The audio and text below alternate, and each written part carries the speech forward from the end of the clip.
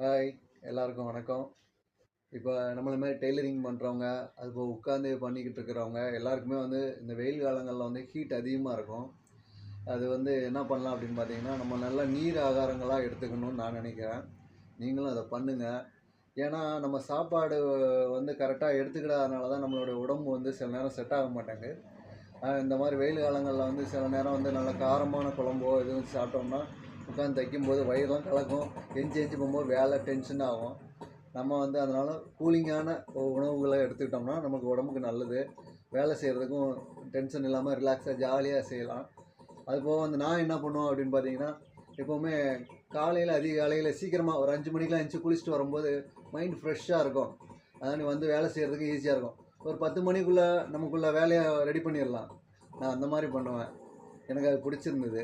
அதுபோக காலையிலேயே வரும்போது நல்லா ஃப்ரெஷ்ஷாக இருக்கா, அதுபோக வேலை செய்கிறதுக்கும் மைண்டு எந்த டென்ஷன் இருக்கா, கஸ்டமர் டென்ஷன் இருக்காது, யாருமே இருக்காது. நம்ம பாட்டு கட் பண்ணிவிட்டு நல்ல ஒரு சாங்கை போட்டு விட்டுட்டு கேட்டுட்டு வேலை செய்கிறதுக்கு ஈஸியாக இருக்கும். உங்களுக்கு எப்படின்னு கமெண்டில் சொல்லுங்கள். நான் இப்படி தான் பண்ணிக்கிட்டு இருக்கிறேன். எனக்கு கொஞ்சம் ஈஸியாக தோணுது இது. அது போக வேலையும் செய்ய முடியுது, ஈஸியாக இருக்குது. உங்களுக்கு எப்படின்னு பிடிச்சிருந்தா லைக் பண்ணுங்கள், கமெண்ட் பண்ணுங்கள். ஓகே, பாய்.